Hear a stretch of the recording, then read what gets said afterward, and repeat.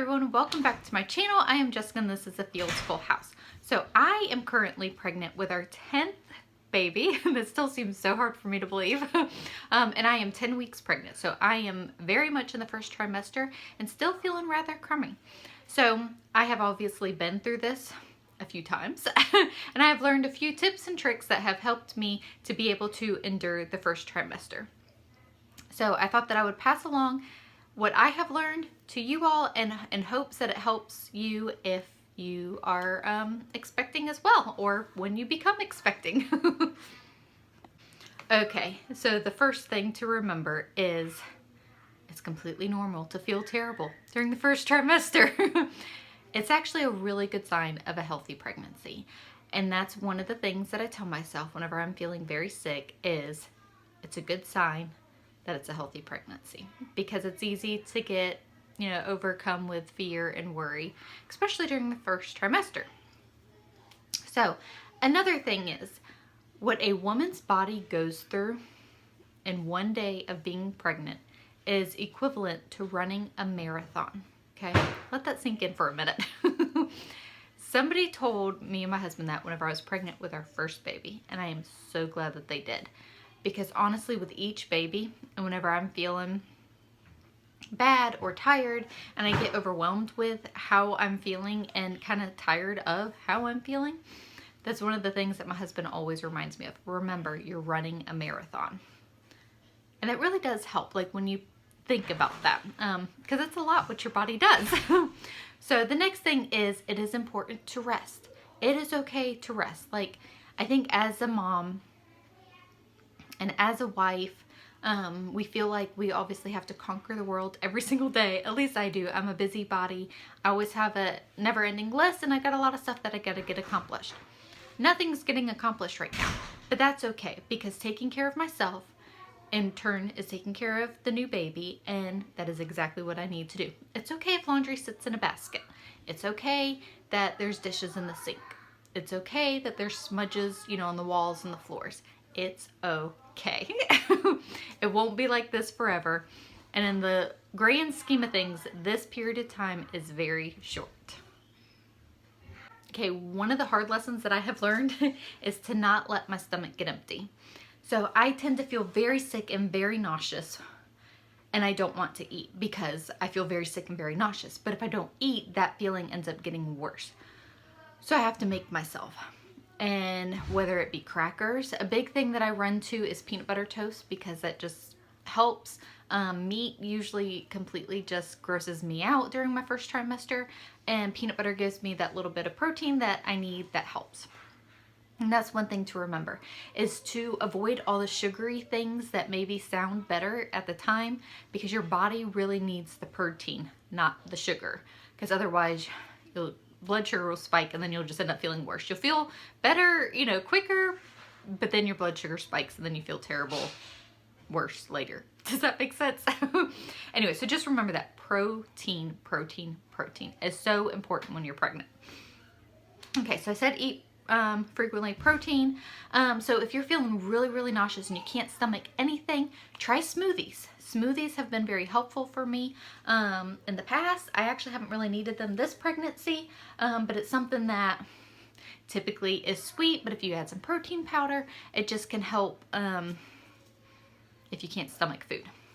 So the next thing, Tums and ginger ale. So I actually really do not like ginger ale at all, like just on a normal day-to-day basis. But this has really helped soothe my stomach this pregnancy for whatever reason. We happened to have some around because we had the plague of the flu go through our family. And my husband had bought it for some of the kids. And I was like, you know what, I'll try that, see if it helps my stomach. And it did. So we have been keeping that on hand. And in fact, one evening we were actually out and I said to my husband, I was like, I'm really feeling sick. And I just think ginger ale would really help. So he ran up to the store and he bought like 6 or 7 liters of ginger ale of every different brand and flavored. That's why I have the cherry, which that's like, or not cherry, the cranberry. In a minute, okay. That's actually my favorite, is the cranberry. So anyways, it was just funny to me. I was like, why did you buy every different brand? He was like, I didn't know what you needed and I wanted to have it all. I just thought it was cute. So that's one thing that he always says with every pregnancy. We just have to find that one thing. We just have to find that one thing that you need, because every pregnancy is different. Even though I've been through this a number of times, you know, like every baby and every pregnancy is different, and my body needs something different every time. So anyways, it's just funny to me. He's always like, we just gotta find that one thing. Gotta find that one thing. So funny story is, I really craved steak big time whenever I was pregnant with Reagan. Like first trimester, like I could not get enough steak. Found out I was low in iron. Duh. So anyways, my husband loved that craving. He was like, can we do this? Not right now. Can we do this every pregnancy? Okay, so one of my quirky little things and telltale signs that I am pregnant is these wristbands. I actually haven't seen anybody else wear these. My cousin told me about them with our first baby, so I've worn them with all of our babies, and I really feel like they help. So if you're not familiar with these are actually just C-bands. You can get them at Walmart. I think they're anywhere from $5 to $8. Can't remember exactly. It's a pressure point thing. It's supposed to help with motion sickness, which is, they say, morning sickness is very similar to motion sickness. So you keep it in, you measure your fingers against your wrist, and that's where that pressure point needs to go. So I have these on all the time, except for a shower, and I put them back on immediately, and I really do feel like they help. So I had actually bought some for a couple of our kids who have motion sickness when we're in the van. So I stole them from them because mine were really worn out from all these pregnancies that I've had. So these wristbands have helped. So like people at church now obviously know me very well, and I've had, you know, a few kids around these friends. And as soon as I come in wearing the wristbands, they're like, what's going on? I'm like, well. Okay, also during this time, I rely heavily. In the past, it's been my husband. Whenever our kids were too young to help, he would come home from work, and if I was having a bad day, he would still sometimes have to wash the pots and pans or whatever I needed his help with if laundry wasn't, you know, was really falling behind or whatever. And I still feel so bad and so guilty because he worked so hard during the day, and then he'd have to come home and take care of where I was lacking. However, it's our job to be a partner together. Just as much as I'm there for him whenever, you know, he's going through something, he's there for me whenever I'm going through something. And communicating that with your husband is super helpful. Like, they don't know exactly how you're feeling or what you're going through if you don't talk to them about it. And I have no problem talking to my husband about it. So right now, I mean, my husband is still very much there and helps in any way that I need him to. But right now I'm relying a big deal on my older kids, Taylor, Addison, and Payton. They're 13, 12, and 11. And I do feel bad and I do feel guilty. However, I know that it's a short time that I'm going to need their extra help. My older girls have actually been cooking dinner a great deal. I actually feel worse in the evenings, and I have a little bit of energy in the morning. Anyways, I plan on totally rewarding them with a girls' day out. You know, once we're kind of past all this, we will do something fun, the three of us. And I also communicate with them, you know, guys, this is normal for me to feel like this. I just feel really run down. My body's working in overdrive.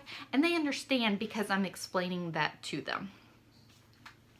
So my next tip is to utilize the time of when you do feel good. So, like I said, this pregnancy, I have noticed a pattern. I feel worse from actually about this time of day into the evening. I'm just extremely exhausted. But I feel okay in the mornings and early afternoon. So I know that I have to get done whatever it is that is on the to-do list that cannot wait during that time. Otherwise, it's not going to happen. So look for those patterns and try, you know, get the stuff done that you need to when you're feeling good. So, and it is okay to ask for that help from your family members, from your kids, from your husband. It doesn't make you any less of a mom or any, you know, a bad mom or anything like that. It makes you normal. Okay, so another thing that we always remind ourselves, my husband and I, because this is a rough time for us, because it's an extended period of time. I typically don't feel good till about 14 weeks. So, I mean, that's a long time. Is we remind ourselves that it's a season. It's kind of a long season, especially if you keep having kids, but it's totally worth it. And that's what we remind ourselves. Honestly, I have had a couple pregnancies, specifically Reagan and Harper, where I just said to my husband, I don't know that I can do this anymore. I feel guilty. I'm not able to take care of everything and everybody the way that I want to during this time, and I just feel bad. I don't know that I can do this again. And he is always there to encourage me and remind me. He's like, you know, I understand how you're feeling, but think about not feeling good for a few months versus it gives us a lifetime with a child. When you put it in that kind of, you know, perspective, it's totally worth it. You see why we have 10 kids, y'all? Anyways, so that's why we have 10 kids. I mean, if he keeps talking like that to me. Anyways, it's totally worth it. So, side note, I did feel terrible with Reagan and Harper, but my pregnancy with Drew wasn't that bad. So, I'm hopeful this time that it won't be as bad either. And I think a lot of times we can get caught up in that, like, well, my last pregnancy was just terrible. I can't go through that again. It doesn't mean that your next pregnancy would be terrible, or, I mean, it still could be, but it also could not be. I don't know. It's just my 2 cents worth. Okay, so my last piece of advice is know your body well. Now, this can take time to learn the things that your body needs. I actually didn't learn this until my 7th pregnancy. I have low blood pressure. I know, believe it or not, I have 9 kids expecting my 10th, and I have low blood pressure. Now, I have always had low blood pressure, whether I was pregnant or not, but whenever I'm pregnant, it gets worse. And in all of my pregnancies, I have always had a period of time where I have felt very weak and very dizzy. And I didn't realize what it was until my pregnancy with Reagan. And I had to have all this testing done because I actually passed out and, you know, all that fun stuff. Well, they told me they think after everything coming back clear is that it was due to my blood pressure.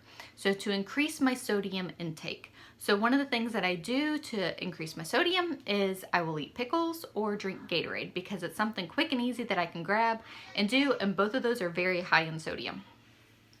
So there was a period of my pregnancies where I bought those little Gatorades and I drank one every morning, and that actually helped me. Right now, a good go-to for me is pickles. I had an episode the other night. I was not feeling that great, and it still took a few minutes for it to like click in. It's like, I bet you my blood pressure's low. So I ate like 3 to 4 of those little baby pickles, and about 10-15 minutes later, I felt better. Now, I didn't have a burst of energy or anything, but I didn't feel like I was going to pass out either. So anyways, these are just some things that have helped me over the years and some things that I have learned, and I'm still continuing to learn. So I hope that these tips and tricks help you as you are in your pregnancy. If you have any questions or comments, I would love to chat with you in the comments below, and we'll see you in the next video. Thanks.